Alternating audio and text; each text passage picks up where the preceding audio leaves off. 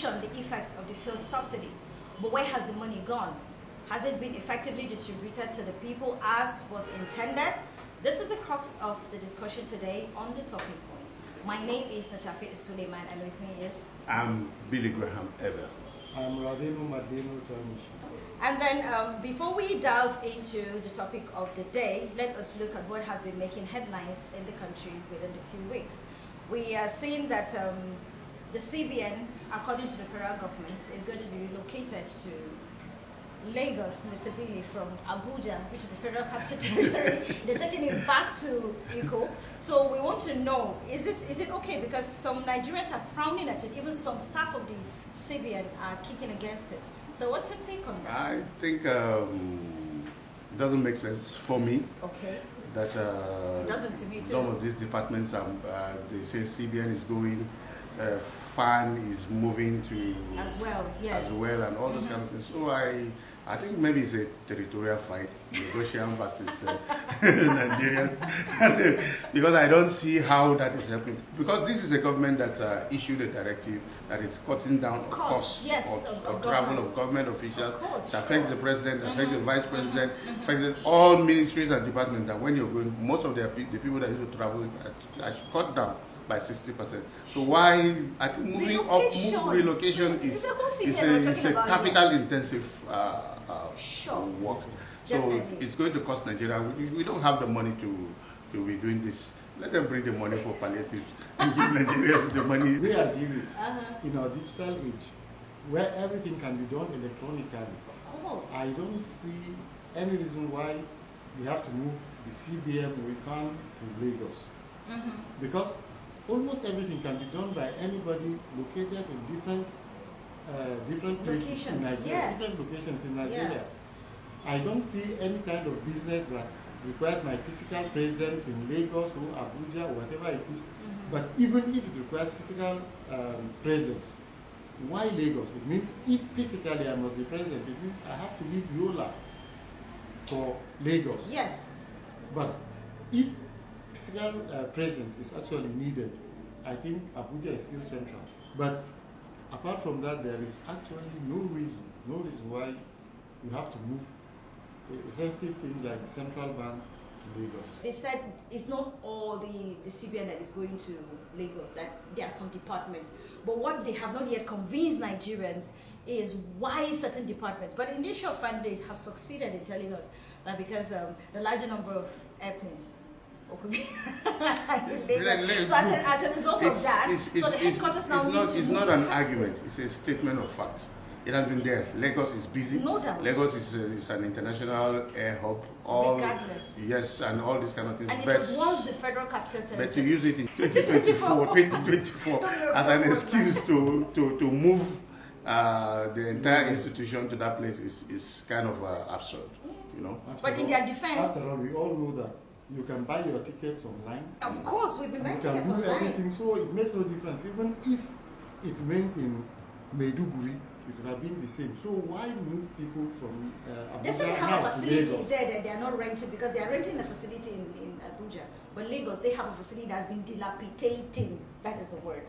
So right now, and it's going to cost money to refurbish the places. Why can't we just build another one in Abuja?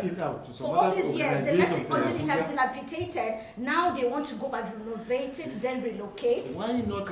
Is Nigeria having cash shortage to build offices for fan staff and civil staff in Abuja? Why don't they even rent it out to other people in Lagos? They would collect more rent in Lagos. Of course, rather than living it like that. So it's a very, very flimsy excuse. It doesn't make sense. So if you're just joining us, this is the talking point.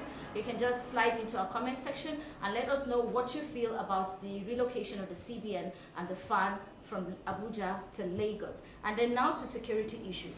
Plateau has been bleeding since 23rd of December 2023, if I'm not mistaken.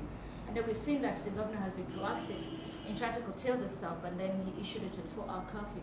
Do you think this is going to help solve the issue, Mr. Reddy? Well, I think Nigeria has been bleeding for the past, let's say, 15 years. 15 years, yes. So, probably even longer. Right from the Niger Delta thing, Odua People's Congress, Sure. The Boko Haram, terrorists, and the bandits in the northwest, Family and then the flashbang. kidnapping that has become rampant all over the country. So when you look at all these things put together, Nigeria has a very serious security problem. And I think the government, the previous governments and the government of the day have not been doing sufficient.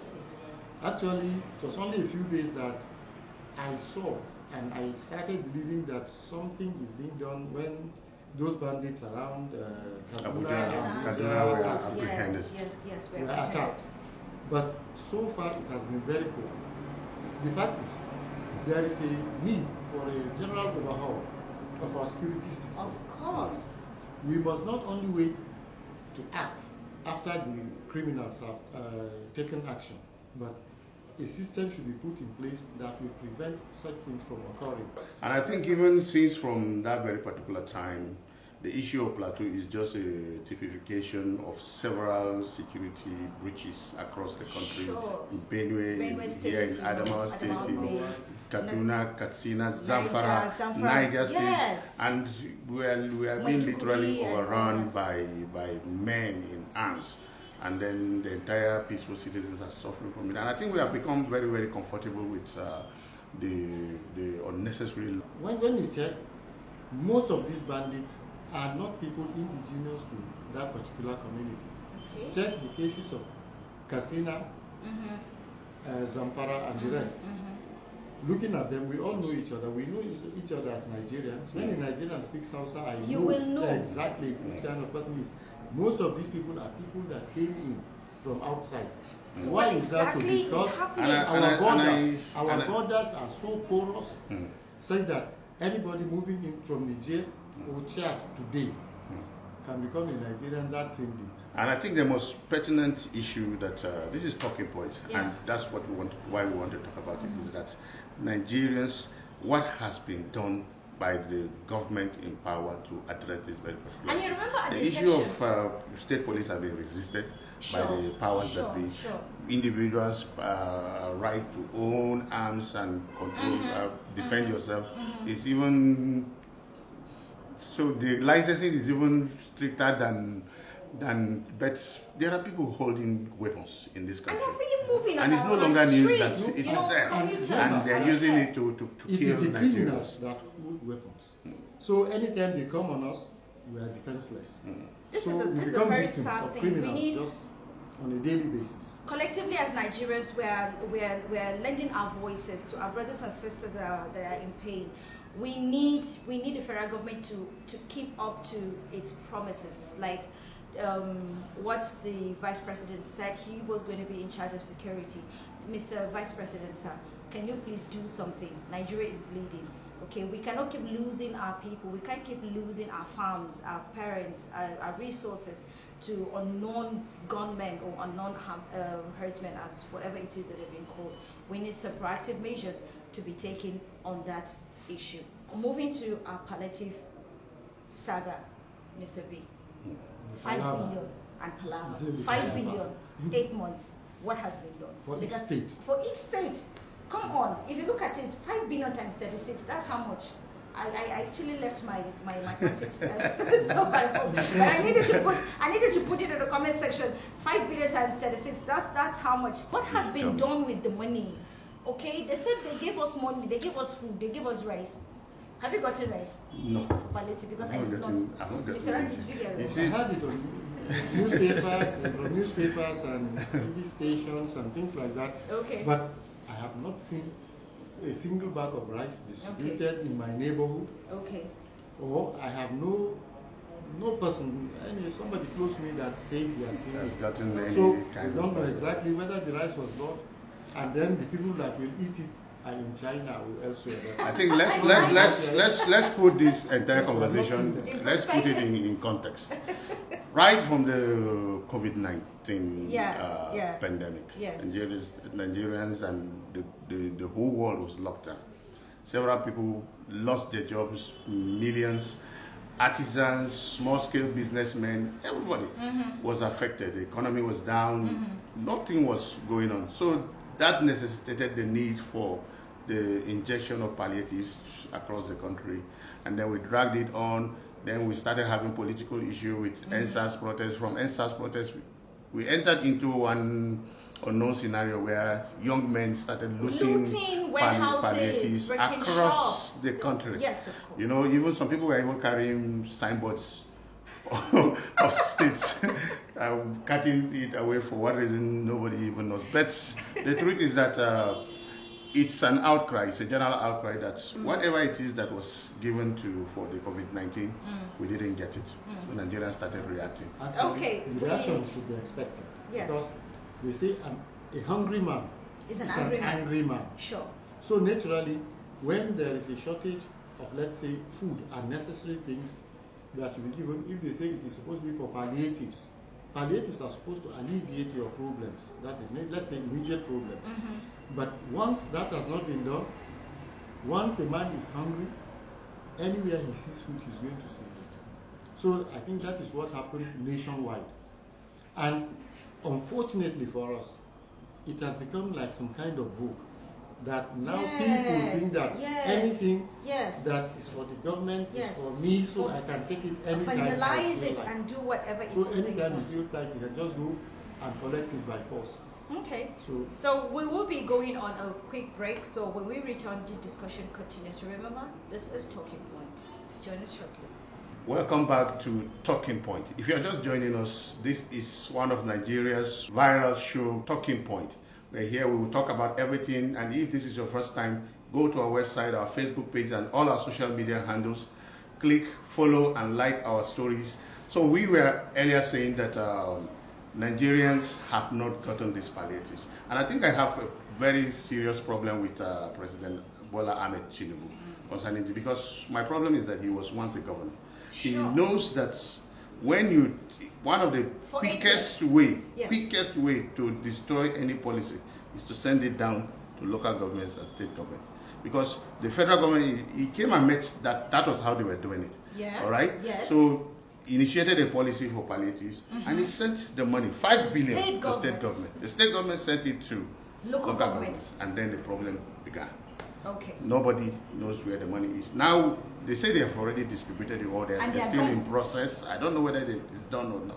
But Nigerians, generally, the outcry across the country is that nobody has seen anything from the 5 billion that was distributed.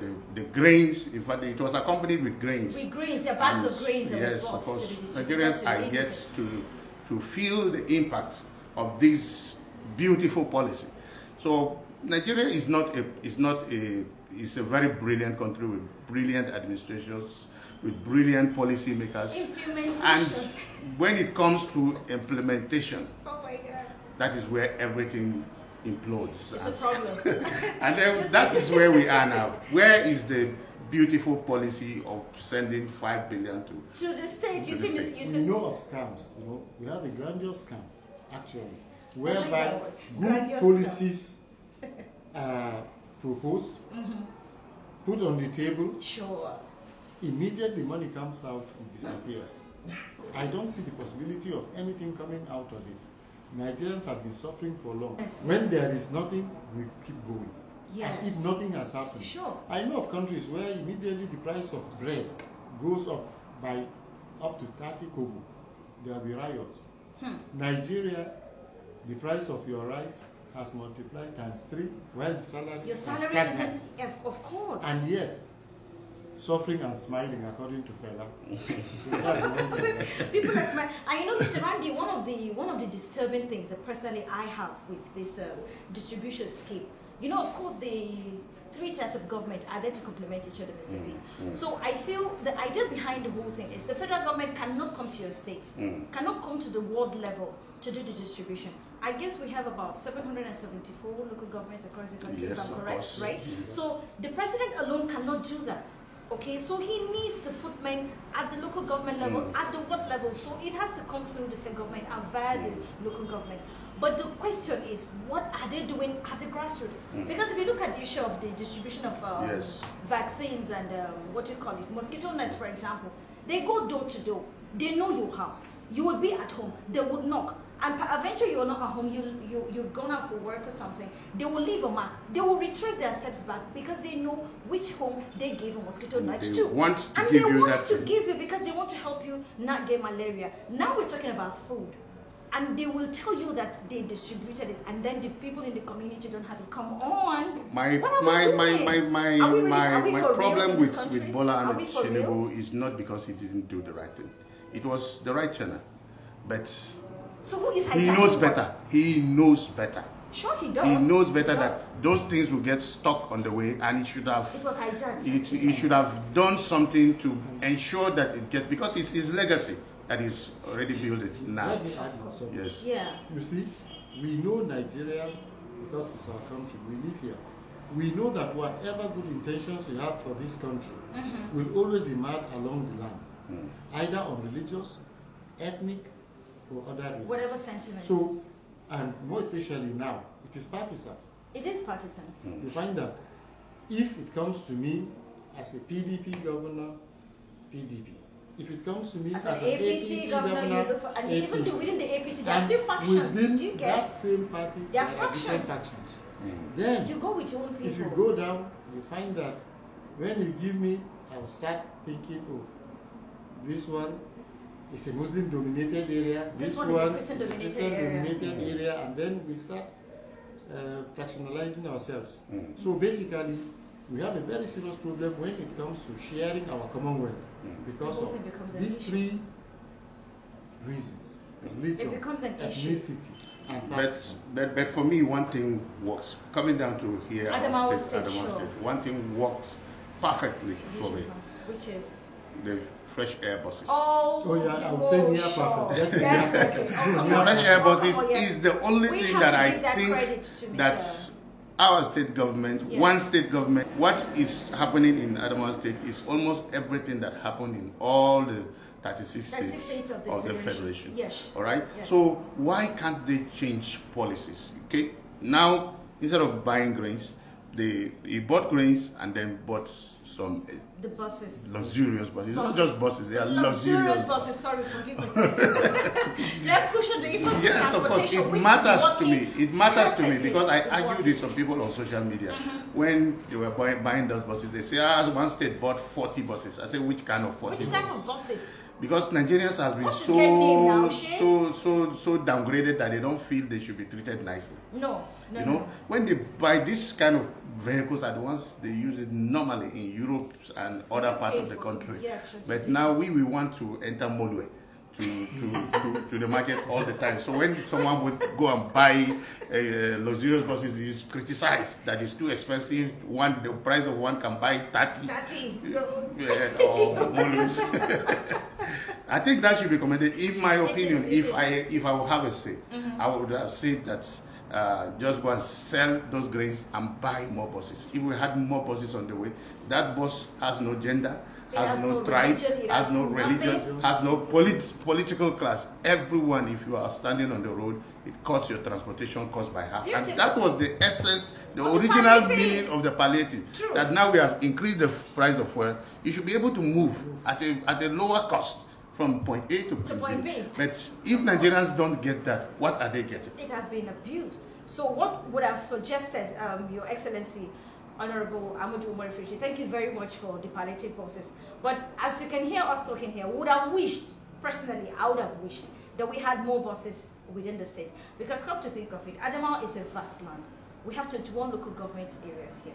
So the buses would have made more sense if we had much more than the number plying our roads. Yes. Do you understand? Because we have school kids, we have farmers, we have parents going to work, we have commuters, we are hardworking people in Adamawa State.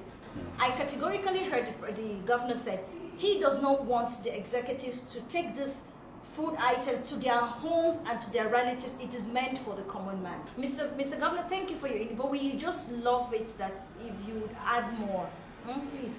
We need more.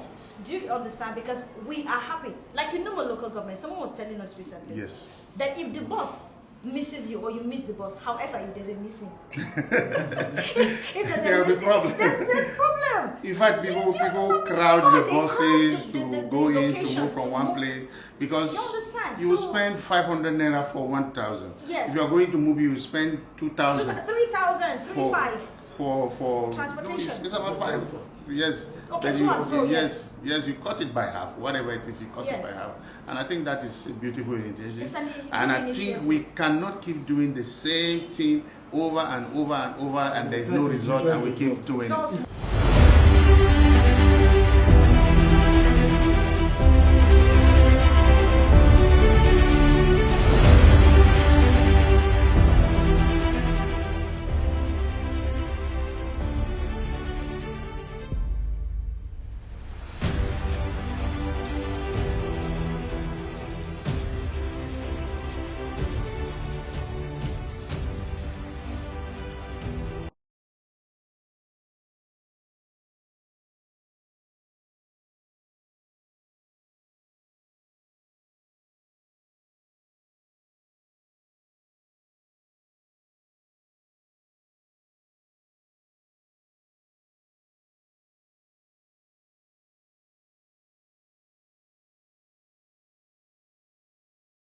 I got 10 kgs of rice.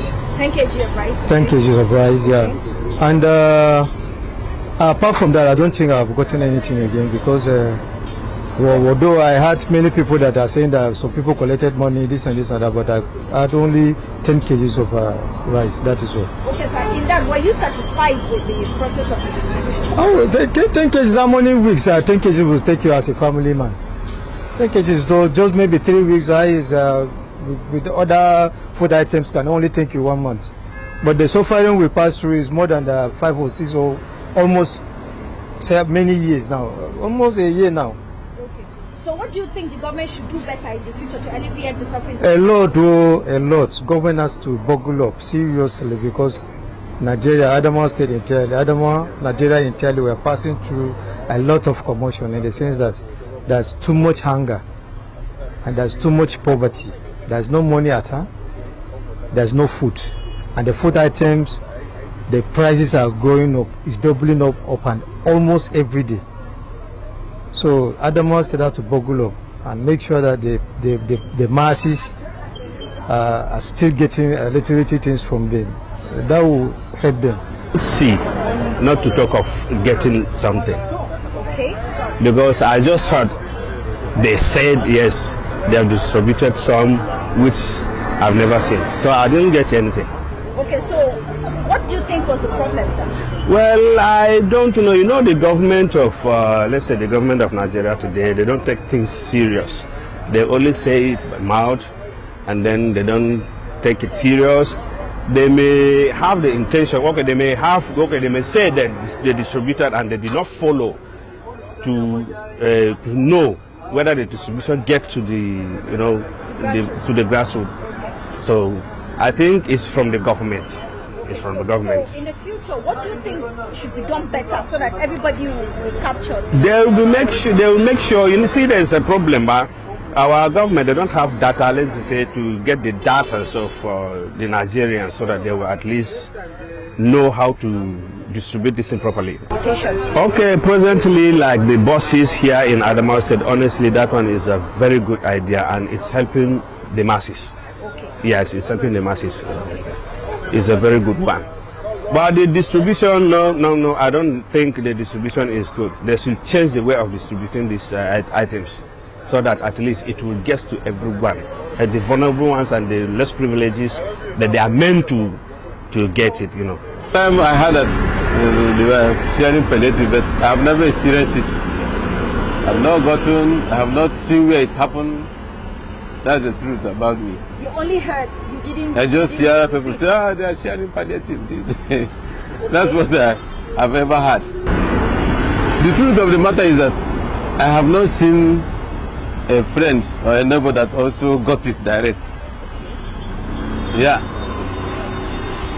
There was a time these people like you also interviewed me. I said, it may be the government is doing, maybe on the way it didn't reach to some certain area. The government have good mind of helping people, but eventually it's not reaching everybody, it's not reaching many people. That's yeah, palliative.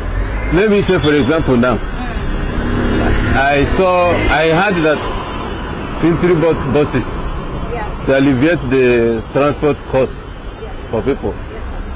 I was going somewhere, I saw one, and they say yes. And then I went to market area. I saw about 3 parked there, and I have to enter inside one to see the inside. And I say, I just want to look at this boat. I'm not going anywhere. So we cracked joke, we laughed. But then I have not entered the motor because I have not need for it actually.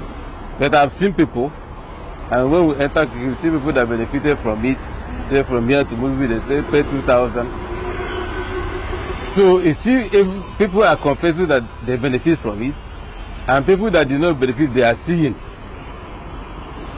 So these are the kind of alleviation we are looking for.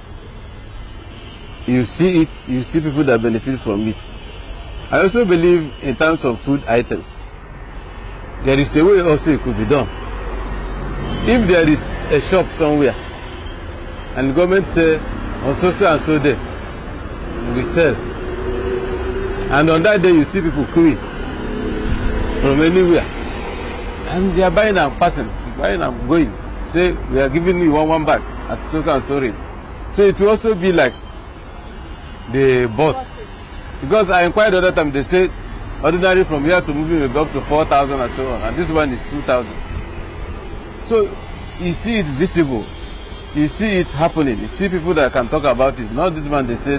And nobody can say, yes, I'm a beneficiary. He is somebody like me.